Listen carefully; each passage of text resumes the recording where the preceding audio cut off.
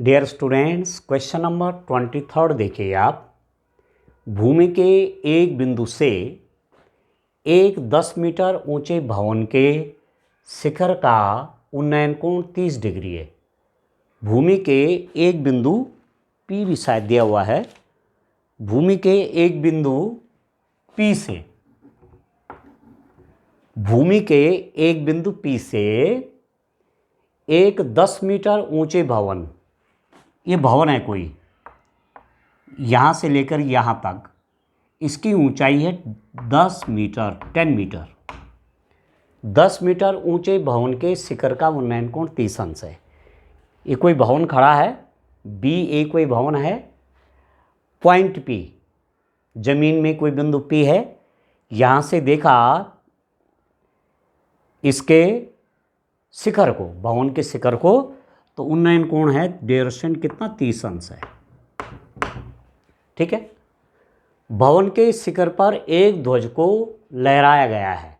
आप देखते होंगे मकान के ऊपर लोग झंडा लगा लेते हैं, तो ऐसे इस भवन के ऊपर भी एक फ्लैग है, एक झंडा है, एक ध्वज है, AC। ध्वज का नाम क्या है, मैं मान लेता हूँ AC। ये ध्वज दंड है, यहाँ ध्वज है, तो AC कोई ध्वज है। भवन के शिखर पर एक ध्वज को लहराया गया है, यहाँ कोई ध्वज खड़ा है। ये शिखर है भवन का, कोई ध्वज खड़ा है, और P से ध्वज के शिखर का उन्नयन कोण 45 डिग्रीज है। और इस P से जब भवन के शिखर को देखा जाएगा, C है शिखर, मैं मान रहा हूँ C शिखर है, तो उन्नयन कोण ऐसे देखा जाता है ऊपर की ओर, और अवनमन कोण ऐसे देखा जाता है नीचे की ओर। उन्नयन कोण एंगल ऑफ एलिवेशन, और नीचे देखेंगे तो एंगल ऑफ डिप्रेशन। ठीक है। अवनमन कोण तो ऊपर देखा जा रहा है यूँ, तो भूमि के इस बिंदु P से इस झंडे के शिखर का उन्नयन कोण है 45 डिग्रीज। ये कोण हमेशा क्षैतिज से देखा जाएगा। ठीक है। ओके। ध्वजदंड की लंबाई, एक तो इस ध्वजदंड की लंबाई चाहिए AC कितना लंबा है, एक तो ये चाहिए ध्वजदंड की लंबाई, और बिंदु P से भवन की दूरी ज्ञात कीजिए। इस बिंदु P से भवन की दूरी यहाँ तक, ये भवन खड़ा है ना ये, तो यहाँ से यहाँ की दूरी भी चाहिए। तो मैं मान लेता हूँ कि माना ये जो ध्वजदंड है ये H मीटर है, H मीटर इसकी ऊंचाई है। ठीक हो गया। और इस बिंदु P से इस भवन की दूरी X मीटर है, X मीटर है। ठीक है बच्चों, ये मैंने मान लिया। तो क्या निकालना है, ध्वजदंड की लंबाई। एक तो ध्वजदंड जो मैंने H माना हुआ है, ये चाहिए H, और बिंदु P से भवन की दूरी PB, ये X की वैल्यू निकाल ली। From a point P on the ground the angle of elevation of the top of 10 metre tall building is 30 degrees. इस पॉइंट से बिल्डिंग का जो टॉप है उसका एंगल ऑफ एलिवेशन देखा 30 डिग्रीज है। A flag is hoisted at the top of the building. एक flag hoisted किया गया है बिल्डिंग के टॉप से। तो फ्लैग को मैंने AC से माना है, AC फ्लैग है। ठीक है। A flag is hoisted at the top of the building and the angle of elevation of the top of the flag staff from P a 45 degree angle of elevation है। देखो ना, the angle of elevation of the top of the flag staff from P is 45 degrees. यहाँ से लेकर के इस flag का top का जो है, यहाँ एंगल ऑफ एलिवेशन 45 डिग्रीज है, तो ये 45 डिग्रीज है, और बिल्डिंग के टॉप का एंगल ऑफ एलिवेशन 30 डिग्रीज है। Find the length of the flag stop. इस फ्लैग स्टॉप की लेंथ निकालो। मैंने AC क्या बोला, फ्लैग स्टॉप का ये H मीटर हो गया, और and the distance of the building from the point, और इस पॉइंट P से बिल्डिंग की डिस्टेंस, तो मैंने क्या मान लिया, X मीटर है। ठीक है। तो मैं लिख लेता हूँ, थोड़ा लैंग्वेज में लिखनी चाहिए कि हमने जो माना वो क्या है। तो माना बिंदु P से भवन की दूरी, बिंदु P से भवन की दूरी x मीटर है। लेट द डिस्टेंस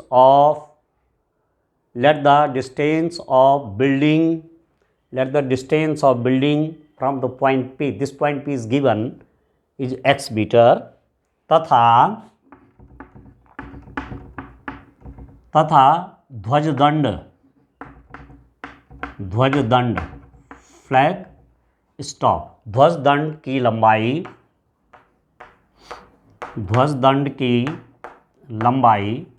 कौन है? AC, ध्वजदंड की लंबाई AC is equal to h metre. ठीक है, एक तो हमने क्या माना है कि इस पॉइंट P से बिल्डिंग की दूरी x मीटर है और ये जो ध्वजदंड है इसकी ऊंचाई h मीटर है। ठीक है, let the distance of the building from the point P is x metre and height of the flag stop is h metre. Flag stop mean AC, ये h मीटर है। ठीक है डियर स्टूडेंट, अब आप देखो इसमें, देखो आप इस ट्रायंगल में देखो आप। ठीक है, और भी आप लिख सकते हैं the angle of elevation from the point P of the top of the building is 30 degrees and the angle of elevation from the point P to the top of this flagstaff is 45 degrees। ठीक है dear student, कुछ और line आप लिख सकते हैं। बिंदु B से इस भवन के शिखर A का उन्नयन कोण 30 डिग्री तथा ये जो झंडा है उसके शिखर का उन्नयन कोण 45 डिग्रीज है। ठीक है, तो अब मुझे x भी चाहिए और मुझे h भी चाहिए। ठीक है, तो चलिए अब मैं ये वाला राइट एंगल ट्रायंगल ले लेता हूँ। ये तो आपको मालूम है 90 डिग्रीज है।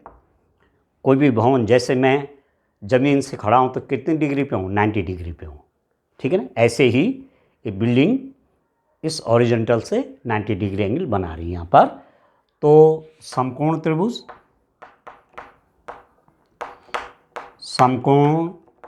त्रिभुज किसमें? ABP में। In right angle triangle ABP tan 30 degrees is equal to, ये 30 डिग्री है ना, इस एंगल के लिए ये परपेंडिकुलर बन जाएगा, ये बेस बन जाएगा। इस 30 अंश के कोण के लिए ये लंब बन जाएगा, ये आधार बन जाएगा। तो tan 30 is equal to tan theta is equal to लंब बटे आधार।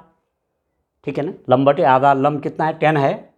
हाइट एंड डिस्टेंस का क्वेश्चन है, ये 5 मार्क्स का है। 10 बाई ये हमारे पास x है, ये आ गया डियर स्टूडेंट। और tan 30 कितना होता है? tan 30 होता है 1/√3 is equal to 10 by x। ठीक है, अब x की मल्टीप्लाई यहाँ, इसकी मल्टीप्लाई यहाँ, तो x इज इक्वल टू कितना हो जाएगा? tan√30। ठीक है, तो अभी फ़िलहाल मैंने इसको ऐसे ही रखा हुआ है, तब मैं √3 की वैल्यू निकालूंगा। √3 की वैल्यू आपको यहाँ दी हुई है, वैसे याद भी रखनी चाहिए। √3 इक्वल टू 1.732 ये दिया हुआ है क्वेश्चन में। तो एक तो ये हो गया, मुझे x की वैल्यू तो मिल गई। ठीक है, मैं √3 की वैल्यू भी रखूँगा अभी। अब आप देखो डियर स्टूडेंट, इस वाले राइट एंगल ट्रायंगल में देखो, इस वाले समकोण त्रिभुज में देखो, इस वाले तो समकोण त्रिभुज में, समकोण त्रिभुज किसमें? CBP में। In right angle triangle CBP tan 45 degrees is equal to, इस वाले ट्रायंगल में tan 45 है, तो इस 45 डिग्रीज के सामने की ये साइड, ये हो जाएगी परपेंडिकुलर, ये हो जाएगा बेस। तो 1045 is equal to perpendicular over base, 1045 बराबर लंब बटे आधा, लंब कितना हो जाएगा, यहाँ से यहाँ तक h है, यहाँ से यहाँ तक 10 है तो h प्लस 10 हो जाएगा। तो h plus 10 divided by base, base ये लंब कितना हो गया 10 plus h divide by base, base है x, और 1045 कितना होता है डियर स्टूडेंट, 1045 होता है 1, ठीक है। तो 1 is equal to h plus 10 by x, और तो x की मल्टीप्लाई यहाँ हो जाएगी, x is equal to h plus 10। तो यदि हम h की वैल्यू निकालेंगे तो h is equal to x minus 10 हो गया।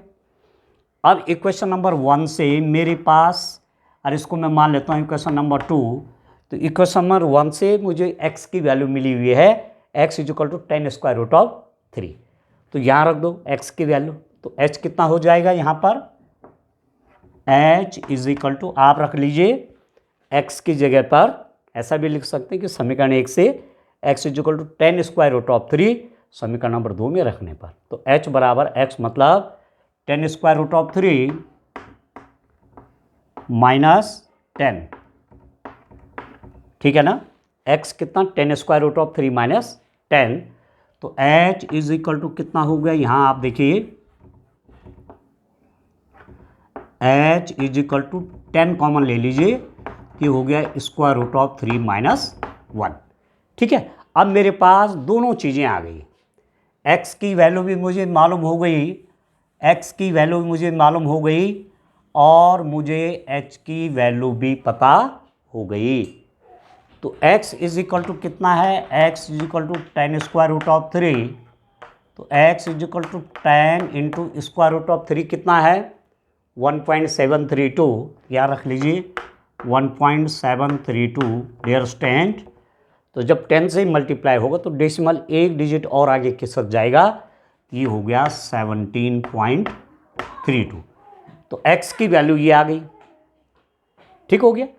और जब मुझे h की वैल्यू निकालनी है तो h कितना हो जाएगा 10 स्क्वायर रूट ऑफ 3 माइनस 1, आप देखिए h is equal to 10 square root of 3 की वैल्यू दी हुई है 1.732 माइनस 1, तो ये मेरे पास कितना हुआ, यहाँ पर आप देखिए h is equal to 10 into 1.732 में 1 माइनस किया तो केवल क्या बचेगा 0.732, ये तो बचेगा 1.732 में माइनस 1 किया तो 0.732, और 10 से मल्टीप्लाई करेंगे तो डेसिमल यहाँ आ जाएगा, h इज इक्वल टू 7.32। तो दो चीज़ें मेरे पास आ गई, मेरे पास x की वैल्यू भी आएगा डियर स्टूडेंट, ठीक है, और मेरे पास h की वैल्यू भी आ गई। और आप जानते हैं कि मैंने x और h क्या माने हुए हैं, ठीक है, हमने माना बिंदु P से भवन की दूरी x मीटर तथा ध्वजदंड की लंबाई h मीटर, ये हमने माना हुआ है। तो चलिए मैं अब आंसर लिख लेता हूं, देखिए डियर स्टूडेंट मैं यहाँ पर आंसर लिख लेता हूं जो प्रश्न में पूछा गया था। आप देखिए ध्वजदंड की लंबाई, लेंथ ऑफ फ्लैग स्टफ, ठीक है, ध्वजदंड की लंबाई, ध्वजदंड की लंबाई, ध्वजदंड की लंबाई क्वेश्चन में हमने क्या मानी हुई थी, h मानी हुई थी, h, तो h कितना हो जाएगा 7.32 मीटर, 7.32 मीटर, ये h ये है ध्वजदंड की लंबाई। और दूसरा प्रश्न था हमारा बिंदु P से भवन की दूरी, बिंदु P से भवन की दूरी, distance of this building from P, वो x है, x माना हुआ था हमने, तो x इज इक्वल टू मेरे पास कितना आ गया 17.32 मीटर, बस ये निकालना था, ये निकालना था डियर स्टूडेंट, दोनों आ गए, ठीक है। तो हाइट एंड डिस्टेंस का क्वेश्चन आता ही है पेपर में, ठीक है डियर स्टूडेंट, एक क्वेश्चन तो हाइट एंड डिस्टेंस से पूछा ही जाता है। चलिए अब नेक्स्ट क्वेश्चन सॉल्व करते हैं, आइए। क्वेश्चन नंबर 24 आप देखिए, 5 सेंटीमीटर त्रिज्या के एक वृत्त की 8 सेंटीमीटर लंबी एक जीवा है। 5 सेंटीमीटर त्रिज्या का वृत्त, ये मैंने खींच दिया है, ये 5 सेंटीमीटर त्रिज्या का है। माना एक 5 सेंटीमीटर त्रिज्या के एक वृत्त की 8 सेंटीमीटर एक लंबी जीवा पी क्यू, ये जीवा है। वृत्त की परिधि को दो बिंदुओं पर मिलाने वाला रेखाखंड क्या कहलाता है? जीवा। तो ये जीवा पी क्यू है। पी और क्यू पर स्पर्श रेखाएं, पी पर स्पर्श रेखा ये है और क्यू पर स्पर्श रेखा ये है, परस्पर बिंदु टी पर प्रतिच्छेद करती हैं। पी पर स्पर्श रेखा ये आ रही है, क्यू पर स्पर्श रेखा ये आ रही है, टी पर क्या कर रहे हैं? प्रतिच्छेद कर रहे हैं। टी पी की लंबाई ज्ञात कीजिए। टी पी की लंबाई मतलब ये जो टेंजेंट है, ये जो स्पर्श रेखा है टी पी, इसकी लंबाई ज्ञात करनी है। P Q is the chord of length 8 centimetre. ये पी क्यू कॉर्ड है, इसकी लेंथ आपको 8 सेंटीमीटर दी हुई है। Of a circle of radius 5 centimetre, circle जो बना है इसकी रेडियस 5 सेंटीमीटर है। The tangents at P and Q intersect at the point at a point T, find the length of TP। ठीक है डियर स्टूडेंट, अब ध्यान दीजिए, यहां पर मैं लिख लेता हूं जीवा पी क्यू, जीवा P Q is equal to 8 centimetre. ठीक है, chord P Q is equal to 8 centimetre. और ये जो पॉइंट टी है, यहाँ पर टेंजेंट है, यहाँ पर क्यू से टेंजेंट है, स्पर्श रेखाएं है ना, पी पर स्पर्श रेखा, क्यू पर स्पर्श रेखा, ये पॉइंट टी है, ये स्पर्श रेखाएं पॉइंट टी पर कट कर रही हैं। तो बिंदु टी से मैंने केंद्र को मिलाया, सेंटर को मिलाया है, तो ये टी ओ इस पी आर का अर्धक होगा, bisector. T O will be the bisector of P Q. क्यों? कि ट्रायंगल आप देख रहे हैं, ट्रायंगल पी टी क्यू समद्विबाहु है। ये क्या है? समद्विबाहु है। मीन्स ये जो ट्रायंगल है पी टी क्यू, ये आइसोसेल्स है, क्योंकि आपको मालूम है कि P T is equal to T Q. किसी बाह्य बिंदु टी से जब वृत्त पर दो स्पर्श रेखाएं आती हैं तो उन स्पर्श रेखाओं की लंबाई आपस में क्या होती हैं? समान होती हैं। ठीक है ना? ठीक है ना? किसी बाह्य बिंदु टी से जब दो स्पर्श रेखाएं वृत्त पर खींची जाती हैं तो उनकी लंबाई आपस में सेम होती हैं। तो T P is equal to T Q. तो इस वाले ट्रायंगल में यदि मैं देखूं तो मेरे पास टी पी और टी क्यू बराबर है। ठीक हो गया? ठीक है। और डियर स्टूडेंट, यहां जो ये टी आर होगा वो इस पी क्यू को क्या करेगा? दो बराबर भागों में बांटेगा। डियर स्टूडेंट्स, ये आइसोसेल्स ट्रायंगल है, ये समुद्रबाहु त्रिभुज है। ठीक है, ये भुजा आपस में बराबर है। और इस बाह्य बिंदु टी से मैंने इस केंद्र को मिलाया है, सेंटर को मिलाया है। तो सेंटर को जब मिलाया है, पॉइंट टी से केंद्र को मिलाया है, तो इस पी क्यू को दो बराबर भागों में बांटेगा। इस पी क्यू को a T O two equal points में बांटेगा तथा यहाँ पर 90 डिग्री का एंगल भी बनेगा। ठीक हो गया? अब देखिए ध्यान से, यदि मैंने पी को मिला दिया ओ से ये, और हमको रेडियस दी हुई, रेडियस है 5 सेंटीमीटर, ये त्रिज्या बन जाएगी। सेंटर से लेकर के केंद्र से वृत्त के किसी बिंदु को मिलाया, ठीक है, सरकमफेरेंस पर पॉइंट पे आप मिला देंगे तो रेडियस बन जाएगी। अभी पी क्यू 8 सेंटीमीटर है तो पी आर कितना हो जाएगा? P R is equal to R Q is equal to 4 centimetre. ठीक है, जितना ऊपर ये है उतना नीचे ये है। ठीक है, तो पूरा 8 है तो 4 यहाँ है, 4 यहाँ है, तो ये हो गया 4। अरे 90 डिग्रीज है। ठीक है, ये 90 डिग्रीज है तो ये हाइपोटेन्यूज हो गया। तो इस वाले ट्रायंगल में आप देखेंगे, तो ये क्या है, कर्ण है, हाइपोटेन्यूज है। तो हमें मिल जाएगा यहाँ से किस ट्रायंगल में, राइट एंगल ट्रायंगल में PRO में dear student PR square plus RO square is equal to PO square. इस वाले राइट एंगल ट्रायंगल में हमें तो TP चाहिए ना, TP की लंबाई, उसके लिए मैं एक्सरसाइज कर रहा हूँ। तो इस राइट एंगल ट्रायंगल में 90 डिग्री एंगल तो हाइपोटेन्यूज हो जाएगा, कर्ण बन जाएगा। तो इसका वर्ग बराबर इसका वर्ग प्लस इसका वर्ग, तो PO square is equal to PR square plus RO square. और PR मुझे मालूम है, PR 4 सेंटीमीटर है, तो 4 square plus RO square is equal to PO मेरे पास है 5 का स्क्वायर, तो RO square is equal to 5 का स्क्वायर 25 प्लस 1 जाके माइनस हो जाएगा 16, तो ये हो जाएगा 9। 25 में से 16 माइनस हो तो 9 हो गया। तो RO कितना हो जाएगा, square root of 9 is equal to 3। RO यहाँ से लेकर के यहाँ तक 3 आ गया। ठीक है डियर स्टूडेंट। अच्छा, अब एक बात आप और देखिए, एक चीज़ मैं और देखता हूँ, कुछ बातें मैं और मान लेता हूँ कि T और R यहाँ से लेकर के यहाँ से लेकर के यहाँ को मैं क्या मान लेता हूँ, Y मान लेता हूँ।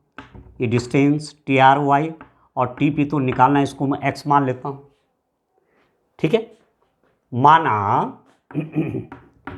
माना ये तो मैंने निकालना है TP निकालना है ना, TP की लंबाई ज्ञात कीजिए। माना TP is equal to X centimetre और TR is equal to Y centimetre. ठीक हो गया, ठीक है। TP is equal to X centimetre और TR कितना हो गया, Y सेंटीमीटर हो गया। तो इस वाले राइट एंगल ट्रायंगल में देखते हैं, देखो ये इस वाले समकोण त्रिभुज में देखते हैं, 90 डिग्री एंगल है, ये कर्ण बन जाएगा, ये आधार है, ये लंब है। तो मैं ले लेता हूँ समकोण त्रिभुज कौन सा, PRT में, in right angle triangle PRT।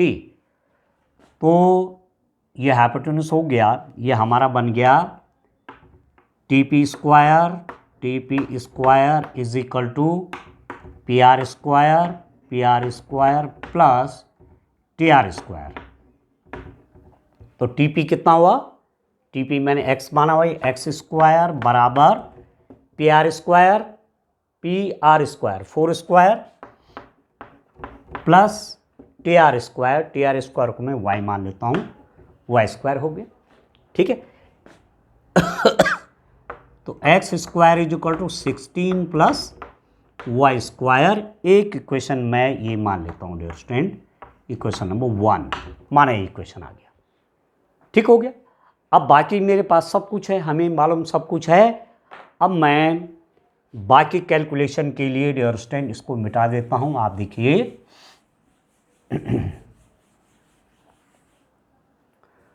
अब मैं क्या करूँगा, एक ट्रायंगल मैं और ले लेता हूँ। कौन सा वाला ट्रायंगल, क्योंकि मुझे इसकी वैल्यू चाहिए ना, तो इस वाले ट्रायंगल में देखता हूँ। इसमें आप देखो, ये तो टेंजेंट है, ये स्पर्शरेखा है और ये रेडियस है, ये त्रिज्या है। स्पर्शरेखा, त्रिज्या और स्पर्शरेखा के बीच में 90 डिग्री का एंगल होता है।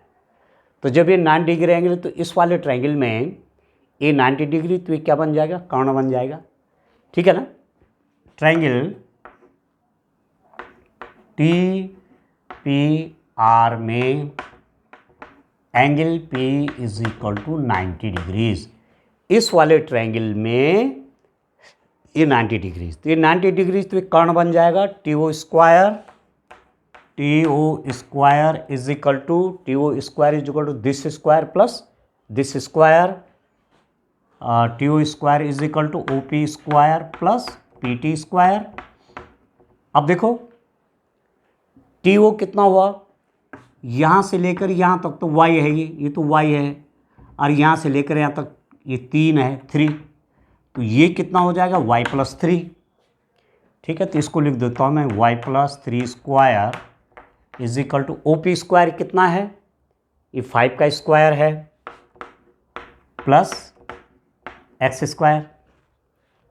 ठीक हो गया, a प्लस बी के होल स्क्वायर से खोल लेता हूँ, a square Y square plus B square 3 का square 9 plus 2 into 3 into Y, तो 6y is equal to 25 plus X square. ठीक है डियर स्टूडेंट, तो यहाँ से मैं क्या कर लेता हूँ, वाई स्क्वायर की वैल्यू निकाल लेता हूँ। This implies that Y square is equal to ये +16 इसके साथ ले लीजिए तो ये माइनस हो जाएगा एक्स स्क्वायर माइनस 16। ठीक है, तो जहाँ वाई स्क्वायर है यहाँ से इक्वेशन 1 से Y square is equal to X minus 16 मैंने यहाँ रख दिया, तो वाई स्क्वायर की जगह X square minus 16 plus 9 plus 6y is equal to 25 plus X square.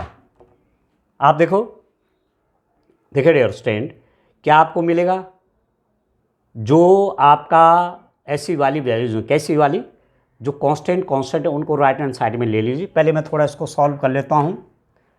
-16, ठीक है, ठीक है ना, -16 प्लस 9 कितना हो, -7, ठीक है, plus 6y is equal to 25 plus X square. ठीक हो गया, और इस -7 को वहाँ ले जाएंगे, एक्स स्क्वायर को यहाँ, तो X square plus 6y minus X square is equal to 25 plus 7, तो इससे कट गया, तो हो गया 32। तो मेरे पास आ गया 6y इज इक्वल टू 32। तो y की वैल्यू निकालना चाहेंगे तो 32y कितना हो गया, 6 हो गया, 2 से काट लीजिए, 16 3 y इज इक्वल टू 16/3 आ गया स्टूडेंट। y की वैल्यू कितनी आ गई, y की वैल्यू मेरे पास आ गई है 16/3। और जब मेरे पास y की वैल्यू आ गई है, ठीक है, y की वैल्यू आ गई है, तो मुझे तो एक्चुअली x की वैल्यू चाहिए ना, मुझे तो TP चाहिए, x की चाहिए, तो इक्वेशन 1 में वैल्यू रख लेता हूँ। ठीक है ना, ठीक है, समीकरण एक में y इज इक्वल टू 16/3 रखने पर, putting y is equal to 16/3 in equation number 1, तो क्या आ जाएगा डियर स्टूडेंट, आप देखो, ये आ जाएगा हमारे पास X square is equal to 16 plus Y square, Y कितना है 16/3 है, तो वाई स्क्वायर हो जाएगा 16/3 होल स्क्वायर। अब सॉल्व कर देना है सिंपल सा, X square is equal to 16 plus इसको लिख दीजिए 16/3 इंटू 16/3। आप चाहो तो 16 कॉमन ले लीजिए, तो एक्स स्क्वायर में 16 कॉमन आ जाएगा, तो यहाँ पर बचेगा 1 प्लस एक 16 बाहर आ गया, यहाँ पर केवल 16/9, 9 की मल्टीप्लाई यहाँ हो जाएगी, तो X square is equal to 16, ये 9 हो जाएगा, 9 और 16 25/9। ठीक है, तो मेरे पास एक्स स्क्वायर की वैल्यू कितनी आ गई, एक्स स्क्वायर की वैल्यू आ गई डियर स्टूडेंट यहाँ पर X square is equal to 16 into 25/9, तो x कितना हो जाएगा, इस पूरे का स्क्वायर रूट निकाल लीजिए, वर्गमूल 16 इंटू 25/9, तो y की x की वैल्यू कितनी हो जाएगी, 16 का स्क्वायर रूट 16 का वर्गमूल 4, 25 का वर्गमूल 5/9, ये हो गया 45/9 हो गया। x की वैल्यू मेरे पास कितनी आ रही है डियर स्टूडेंट, ये सही किया मैंने 4 5, ओहो थोड़ा मल्टीप्लाई गलत कर दिया, इसको देखिए आप, यहाँ पर कितना हो गया, 16 का स्क्वायर रूट 4, 25 का 5 और 9 का स्क्वायर रूट 3 सबका निकालना पड़ेगा। जो वर्गमूल अंश का है, इसका वर्गमूल 4, इसका वर्गमूल 5, इसका वर्गमूल 3, तो 5 चौके 20, 20/3, तो x इज इक्वल टू 20/3 हो गया। और जो x मैंने माना हुआ था, x क्या था, आप देखो x क्या था, देखिए तो x क्या था माना हुआ, x ये माना हुआ ये TP। तो आपसे पूछा गया है कि TP की लंबाई, तो TP की लंबाई, लेंथ ऑफ TP हो जाएगा dear student 20/3 centimetre.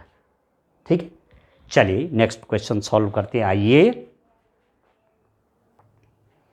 Dear student, question number 24 आप देखिए, ये अथवा है जो इससे पहले मैंने अभी किया, या तो वो करना है या यही करना है। दी हुई आकृति में एक वृत्त के परिगत, ये परिगत है, वृत्त है, अब परिगत मतलब बाहर से, परिगत एक चतुर्भुज ABCD खींचा गया है। सिद्ध कीजिए कि AB plus CD, AB plus CD is equal to AD plus BC होता है। वृत्त के बाहर एक चतुर्भुज है, तो सिद्ध करना है कि AB plus CD is equal to AD plus BC होता है, ये प्रूफ करना है। ठीक हो गया। In given figure a quadrilateral ABCD is drawn to circumscribe a circle so that AB plus CD is equal to AD plus BC। ये circle है, इसके बाहर एक ABCD is drawn to circumscribe a circle, एक वो खींचा गया बाहर से क्या, क्वाड्रिलेटरल। तो प्रूव करना है कि AB plus CD is equal to AD plus BC। ठीक है डियर स्टूडेंट, अब आप देखो थोड़ा सा थ्योरी आपको जानना है। पॉइंट A से ये टेंजेंट है, स्पर्श रेखा है, क्योंकि इस वृत्त को केवल एक बिंदु पर स्पर्श कर रही है। पॉइंट A से, ठीक है, पॉइंट A से ये स्पर्श रेखा है, S क्या है, स्पर्श बिंदु है। ठीक है, स्पर्श रेखा खींची गई है। पॉइंट B से ये टेंजेंट है, स्पर्श रेखा है, ये वृत्त को Q बिंदु पर टच कर रही है। और C से एक टेंजेंट ड्रॉ किया गया है, ये इसको R बिंदु पर टच कर रही है वृत्त को। ठीक है, अब डियर स्टूडेंट आप जानते हैं बिंदु A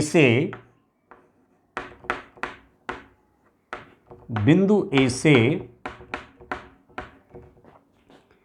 स्पर्श रेखा AP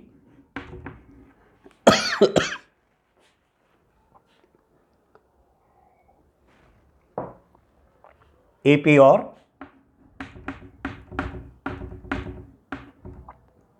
AS खींची गई है।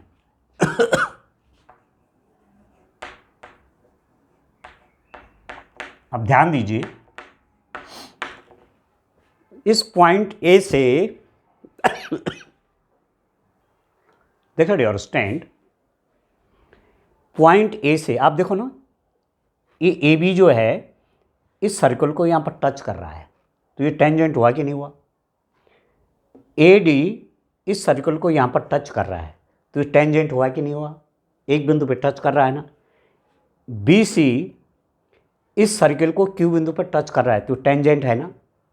और CD इस सर्कल को R पे टच कर रहा है, ठीक है, तो ये भी टेंजेंट हो गया। अब यहां से आप देखो कि AP और AS टेंजेंट हुई कि नहीं हुई। यहां पर देखो, वृत्त पर किसी बाह्य बिंदु A से दो स्पर्श रेखाएं खींची गई हैं, AP तथा AS, है कि नहीं। ठीक है, ये टच कर रहा है नहीं पॉइंट, ये भी टच कर रहा है ना। ठीक है, तो बाह्य बिंदु से, एक्सटर्नल पॉइंट से इस सर्किल पर दो टेंजेंट है, एक AP और एक AS है। इस B पॉइंट से इस सर्किल पर दो टेंजेंट हो गई, BQ और BP, ऐसा भी कह सकता हूँ। पॉइंट C से इस सर्किल पर दो टेंजेंट हो गए, CQ और CR, और पॉइंट D से इस सर्किल पर दो टेंजेंट हो गए, एक DR और एक DS। टेंजेंट मतलब स्पर्श रेखाएं। और टेंजेंट्स क्या होते हैं, किसी एक्सटर्नल पॉइंट से सर्किल पर जो दो टेंजेंट आप ड्रॉ करते हैं, आपने पढ़ा है ना, किसी बाह्य बिंदु से वृत्त पर दो स्पर्श रेखाएं खींची जा सकती हैं और उनकी लंबाइयां समान होती है। From an external point two tangents can drawn on a circle whose length is equal. ठीक है, तो AP और AS क्या टेंजेंट है, स्पर्श कर रहे हैं, कट नहीं कर रहे हैं, स्पर्श कर रहे हैं, तो AP is equal to AS हो जाएगा। ठीक है, तो दिस इंप्लाइज दैट, यहां पर हो गया AP is equal to AS। AP और AS बराबर हो गए। इसी प्रकार सिमिलरली और भी आप लिख सकते हैं, इसी प्रकार पॉइंट B से BQ और BP टेंजेंट हैं, तो इनकी लंबाई भी आपस में क्या हो जाएंगी, समान। BP is equal to BQ। फिर आप देखिए, इस पॉइंट से एक टेंजेंट है, एक टेंजेंट है, एक स्पर्श रेखा, ये एक स्पर्श रेखा ये है, तो CR is equal to CQ। और पॉइंट D से ये भी टेंजेंट है, ये भी टेंजेंट, तो DR is equal to DS। DR is equal to DS। ठीक है, अब आप देखो, हमको तो प्रूफ ये करना है, ये सिद्ध करना है, तो लेफ्ट हैंड साइड लिख लेता हूं, राइट हैंड साइड ले आता हूं। तो मैं ले आता हूं डायरेक्शन, लेफ्ट हैंड साइड लिख लेता हूं। लेफ्ट हैंड साइड है मेरे पास AB प्लस CD। AB कितना हुआ, AB के दो हिस्से करता हूं, AP प्लस PB। एक तो है ये, तो AB को मैं क्या लिख सकता हूं, AP प्लस PB। तो AP प्लस PB प्लस मैं CD को क्या लिख रहा हूं, CD, ये है ना CD, तो CD को मैं क्या लिख रहा हूं, CR plus RD, CR plus RD। अब देखो हमको मालूम है डियर स्टूडेंट, PB जो है, PB को मैं किसके बराबर लिख लूं, AP और CR, और किसको, AP की जगह मुझे एक्चुअली चाहिए कितना, मुझे लाना है यहाँ पर AD। ओके, और PB ये है मेरे पास, तो AP प्लस PB ना। तो देखो dear student, CR plus RD, किस किस को मैं एक साथ ले लूँ कि हमारा काम बन जाए, हमारा काम बन जाए PB। चलो ऐसा करता हूँ,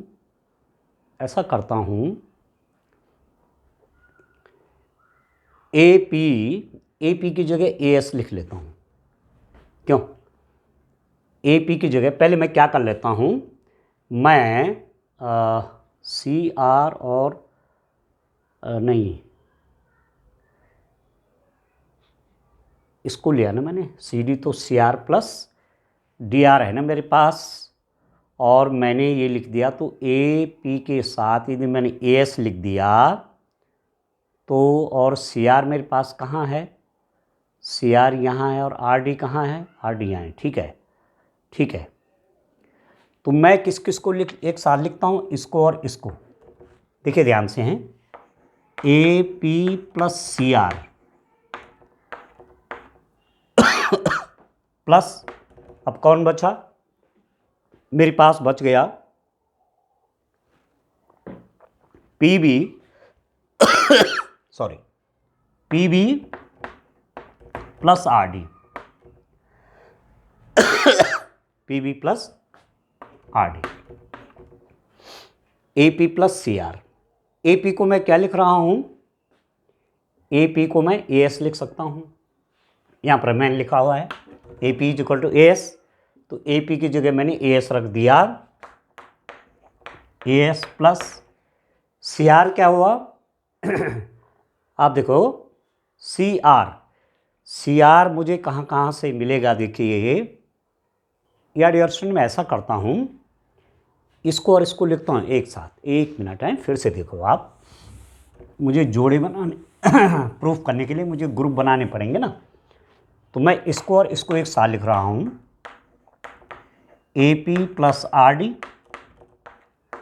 प्लस, और इसको और इसको एक साथ P B plus C R. A P को मैं क्या लिख रहा हूँ, ए पी की जगह मैं ए एस लिख दे रहा हूँ, क्योंकि ए पी और ए एस बराबर हैं।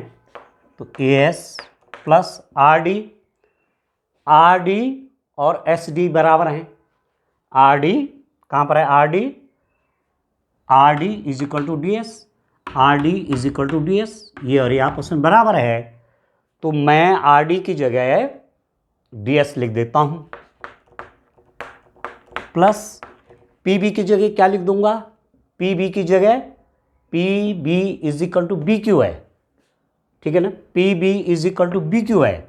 तो जहाँ पी बी है वहाँ मैंने क्या लिख दिया, बी क्यू लिख दिया, प्लस सी आर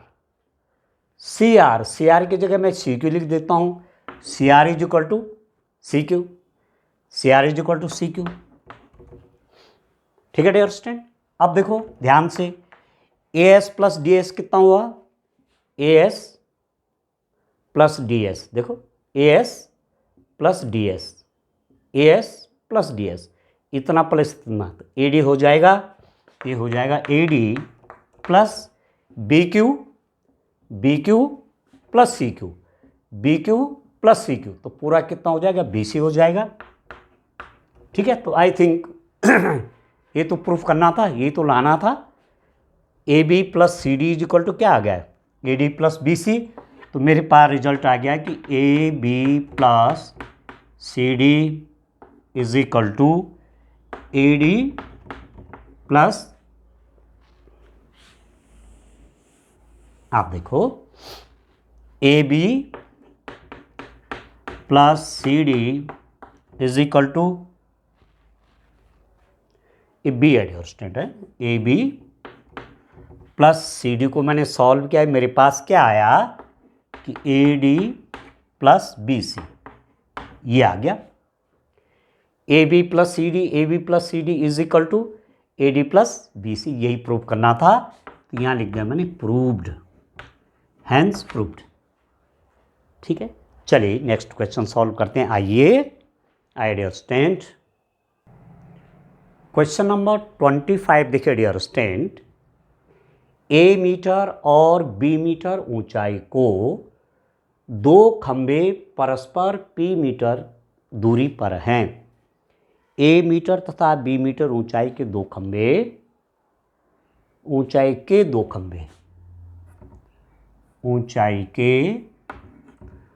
खंभे परस्पर पी मीटर की दूरी पर है। एक खंभे की ऊंचाई मैंने ए है दिया हुआ है, माना मैंने कहा ए बी कोई खंभा है, उसकी ऊंचाई ए मीटर है। दूसरा खंभा सी डी है, उसकी ऊंचाई क्या है, बी मीटर है, ये दिया हुआ है हमको, ये मैंने अपने आप लिखे हुए हैं, ठीक है। पर ये क्वेश्चन में दिया हुआ है कि इस वाले खंभे की ऊंचाई बी मीटर है और इन दोनों खंभों के बीच की दूरी बी से डी तक, बी डी कितना है, पी है, इन खंभों के बीच की दूरी पी मीटर दिया हुआ है।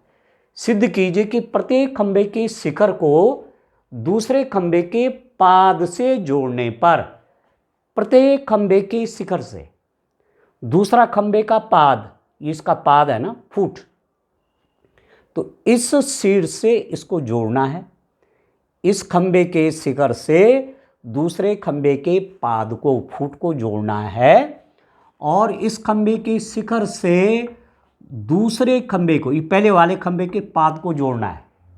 क्वेश्चन आप समझ गए होंगे कि पहला वाला जो खंभा है जिसको मैंने ए बी माना हुआ है, जिसकी ऊंचाई ए मीटर है, इसके शिखर से दूसरा खंभा जो हमने सी डी माना हुआ है उसका फुट, ठीक है, उसका पाद, इसको मिलाया ए से डी को, शिखर से उसके पाद को मिलाया, और बिंदु सी से ये वाला जो खंभा है इसके पाद को मिलाया, इस खंभे के शिखर से इसके पाद को मिलाया, ठीक हो गया। अब आप समझ गए इसका मतलब क्या है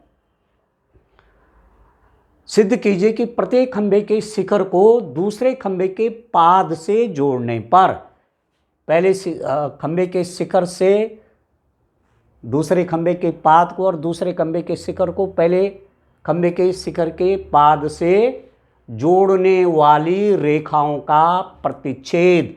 अब एक रेखा ये है और एक रेखा ये है, ये दोनों यहाँ पर प्रतिच्छेद कर रहे हैं।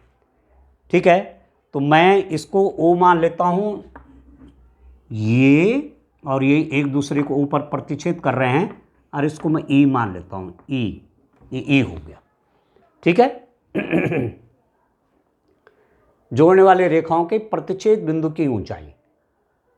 सिद्ध कीजिए कि प्रत्येक खंभे के शिखर को दूसरे खंभे के पाद से जोड़ने पर, क्वेश्चन समझ में आपका आ गया होगा। जोड़ने वाली रेखाओं का प्रतिच्छेद बिंदु की ऊंचाई, इसकी ऊंचाई ये ज्ञात करना है। एक्चुअली ये ऊंचाई ज्ञात करनी है, ये वाली जिसको मैंने h मान दिया है कि माना ये h मीटर है, मतलब OE चाहिए। जमीन से कुछ दूरी पे है, ठीक है, ऐसे है ना क्रॉस होके, तो जमीन से कितनी ऊंचाई पर ये पॉइंट ऑफ क्रॉस सेक्शन वाला बिंदु है। इसका और इसका, ये दोनों एक दूसरे को माना बिंदुओं पे काटते हैं, तो ये कितनी ऊंचाई पर है ये निकालना है।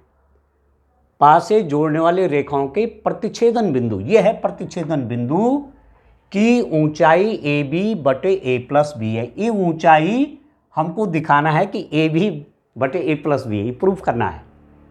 ठीक है, इतना मीटर है।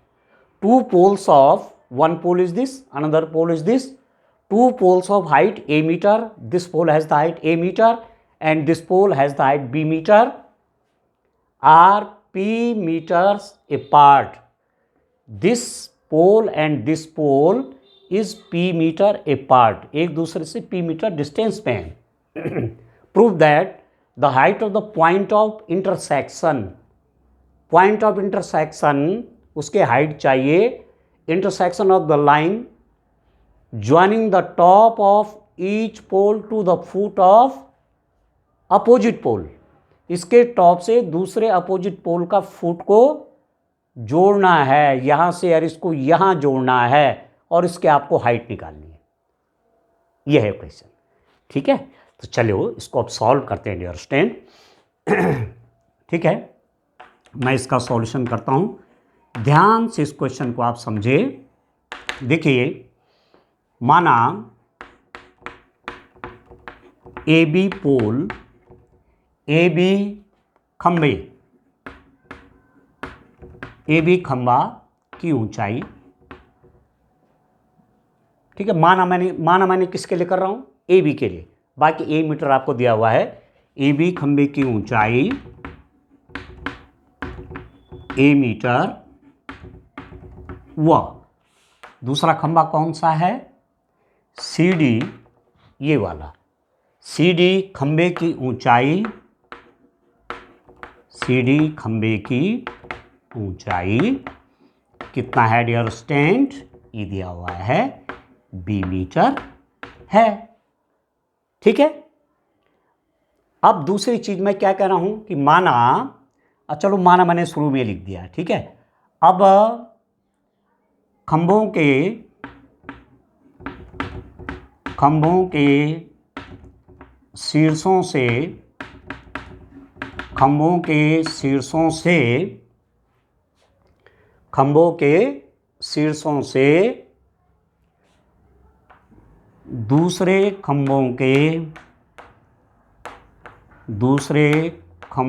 के पाद को मिलाने वाली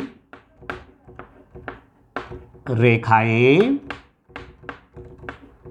बिंदु O पर प्रतिच्छेद करती हैं, बिंदु O पर प्रतिच्छेद करती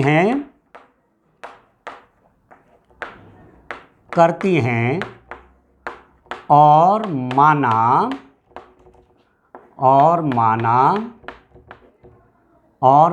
बिंदु O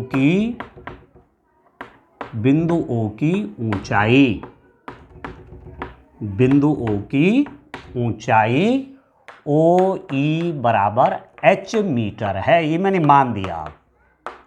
ठीक है, इस खंबे से शिखर के इसके पात को मिलाया, इस खंबे के शिखर से इसको पात को मिलाया, इसके टॉप से इसको दूसरे वाले जो पोल है उसके बॉटम को मिलाया, इसके टॉप से इसको इस वाले को इसके फुट को मिलाया।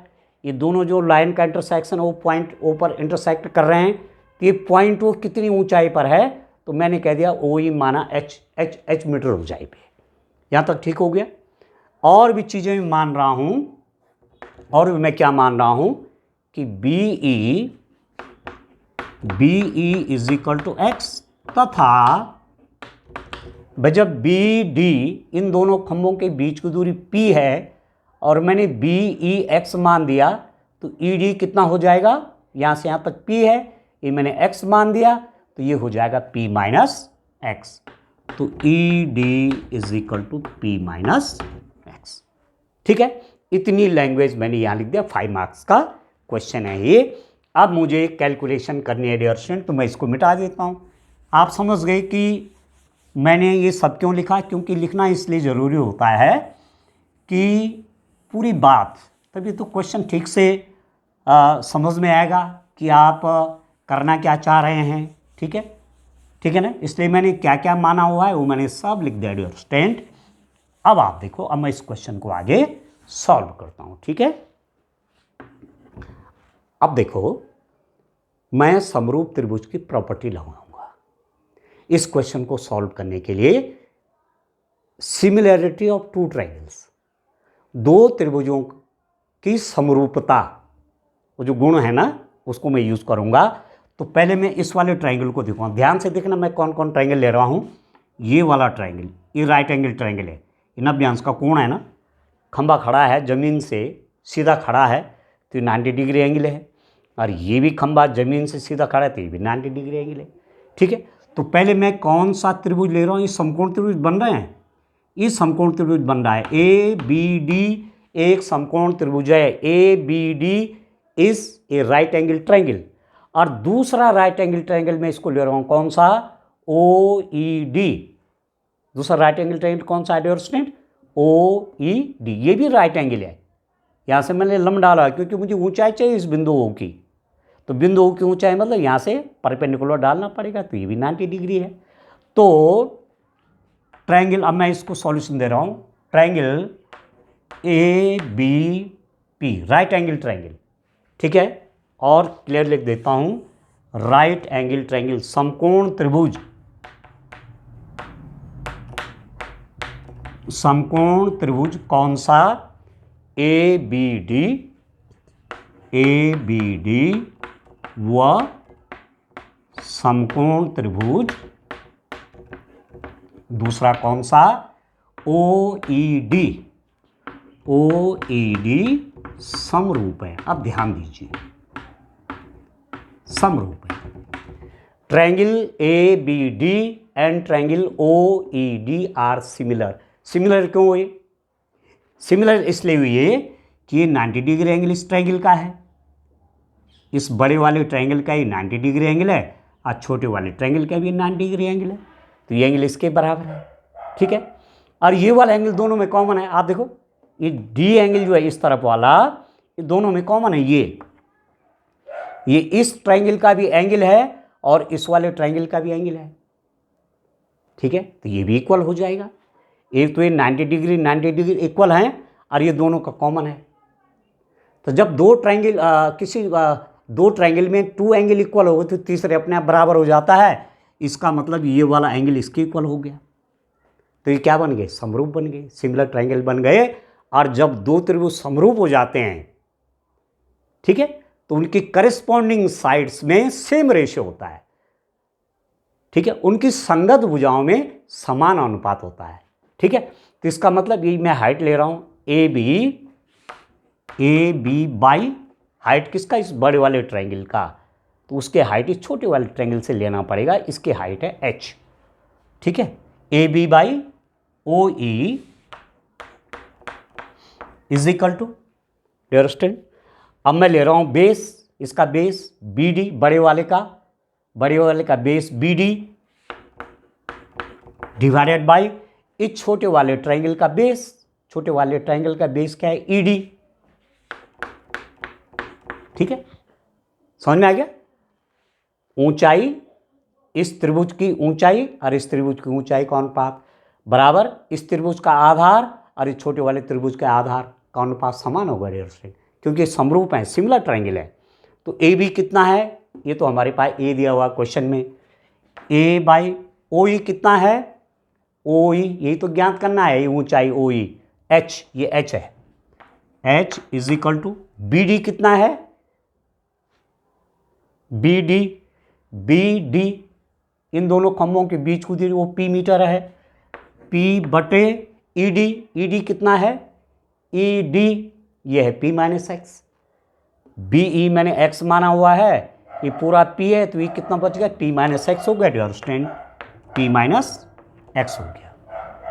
अब मैं इसकी मल्टीप्लाई और इसकी मल्टीप्लाई यहाँ कर लेता हूँ तो मेरे पास क्या आ जाएगा, P H is equal to A P minus X हो गया। मेरे पास एक इक्वेशन में इसको सेव कर लेता हूँ, इस इक्वेशन को, P H is equal to A into P minus X, ये मेरे पास इक्वेशन नंबर 1 है। ठीक है डियर स्टूडेंट, पी एच इसकी मल्टीप्लाई है, P H is equal to this into this A P minus X. ठीक हो गया। चलिए अब मैं कौन कौन ट्रायंगल लेता हूँ, आप देखिए इक्वेशन मुझे मिल गई, अब मैं इसको यहाँ पर साफ कर लेता हूँ।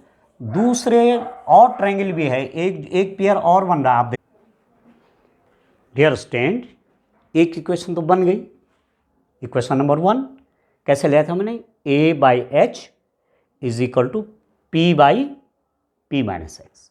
ठीक हो गया। अब मैं कौन कौन से त्रिभुज लेता हूँ, कौन कौन से ट्रायंगल ले लेता हूँ, ट्रायंगल बड़ा वाला देखते हैं, ये वाला सी डी बी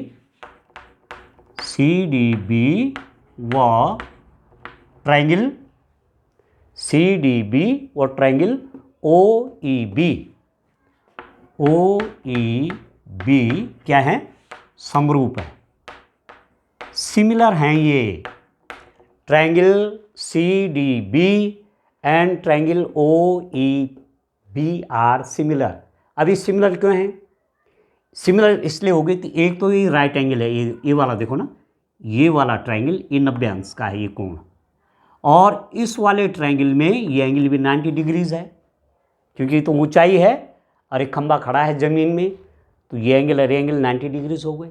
ठीक, ये वाला जो एंगल है, इधर वाला एंगल इस छोटे वाले ट्रायंगल का भी एंगल है और इस वाले ट्रायंगल का भी एंगल है, तो सेम एंगल हो गए। तो यदि दो ट्रायंगल्स के दो एंगल सेम हैं तो तीसरा एंगल अपने आप बराबर हो जाएगा।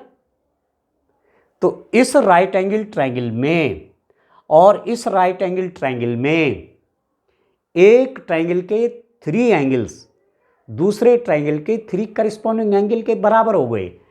इस त्रिभुज के तीनों कोण इस त्रिभुज के तीनों संगत कोणों के बराबर हो गए। ये एंगल इसके बराबर, ये एंगल दोनों का कॉमन है, अरे तीसरा वाला अपने आप बराबर हो जाएगा, तो समरूप हो गए। समरूप त्रिभुज क्या विशेषता होती है, एक त्रिभुज के तीनों कोण दूसरे त्रिभुज के तीनों संगत कोणों के बराबर हों तो त्रिभुज क्या हो जाते हैं, समरूप हो जाते हैं, सिमिलर हो जाते हैं। और यदि ट्रायंगल सिमिलर हो गए तो उनकी साइड्स में सेम रेशियो होता है। इसका मतलब सी डी, यहाँ से लिख देता हूँ मैं, सी डी बाई, अब देखो इसकी बड़ी साइड ले ले, हाइट वाली ले ले, तो इसके हाइट वाली लेनी पड़ेगी, ओ ई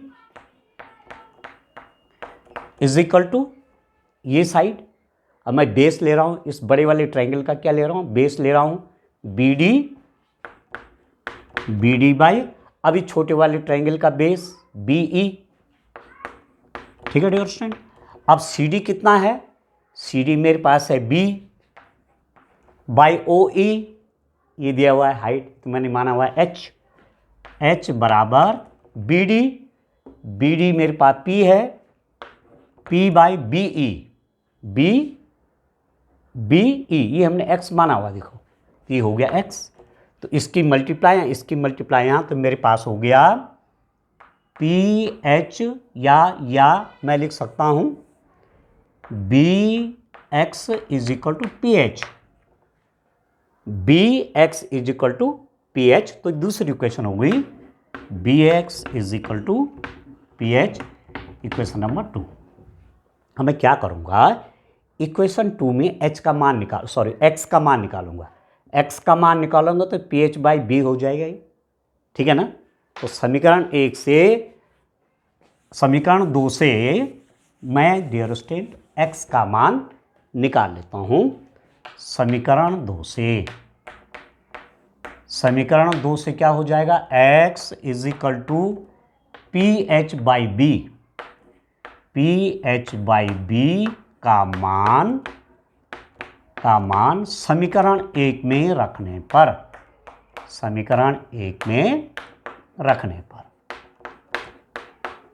putting the value of B X is equal to P, putting the value of X is equal to P H by B from equation number 2 to equation number 1।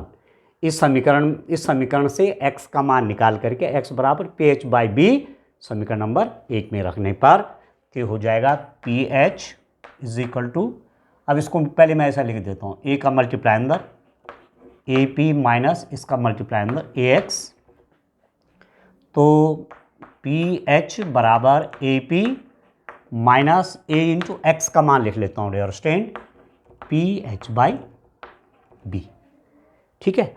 अब इस नेगेटिव को मैं यहाँ ले लेता हूँ, तो मेरे पास क्या आ जाएगा, आप यहाँ पर देखेंगे पी एच, ए माइनस यहाँ आएगा तो प्लस बन जाएगा, plus A P H by B is equal to A P,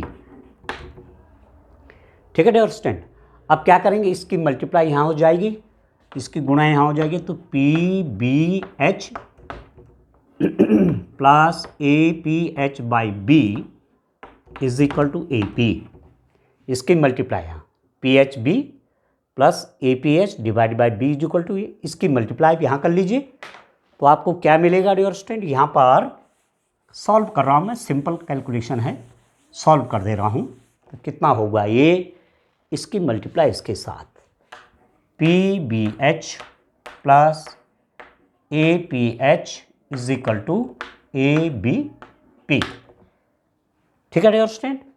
अब मैं यहाँ से क्या करूँगा, मेरे पास कॉमन क्या रहा है यहाँ पर, आप देखो पी एच कॉमन आ रहा है, तो पी एच में यदि कॉमन ले लूँ यहाँ से पी एच कॉमन आ गया, तो यहाँ पर बच गया B plus A is equal to A B P. यहाँ से मैं यदि एच की वैल्यू निकालना चाहूँगा तो ये पी भी और ये ए प्लस बी भी इसके नीचे आ जाएगा, A B P divided by P into B plus A, B plus A बोलो चाहे ए प्लस बी बोलो, पी से बच्चों पी कट गया, तो H is equal to A B बटे बी प्लस ए बोलो चाहे ए प्लस बी बोलो, तो मेरे पास सॉरी मेरे पास जो h आया वो कितना आया, h आ गया A B divided by A plus B. तो आप देखो h कितना आ गया, A B by A plus B. h क्या है, ये तो है प्रतिच्छेद बिंदु की ऊंचाई, ये इसी को निकालना था हमने, प्रश्न में जो पूछा गया था ये ऊंचाई निकाली, ये h निकालना था, A B by A plus B. तो अब मैं आंसर लिख लेता हूँ, है ना, हमने प्रूफ कर लिया जो हमको चाहिए था, प्रतिच्छेदन बिंदु की ऊंचाई ए बी बटे ए प्लस बी, प्रतिच्छेदन बिंदु की ऊंचाई हमने h मानी हुई थी, वो निकल गया ए बी बटे ए प्लस बी। तो यहाँ पर लिख देते हैं प्रतिच्छेदन बिंदु की ऊंचाई बराबर ए बी बटे A plus B, height of the point of intersection, ये हो जाएगा dear friend A B over A plus B, ठीक है। इस रूप में क्वेश्चन करना था। सिमिलरिटी ऑफ ट्रायंगल, उसका यूज़ करके ये मैंने क्वेश्चन सॉल्व कर दिया है। ठीक है।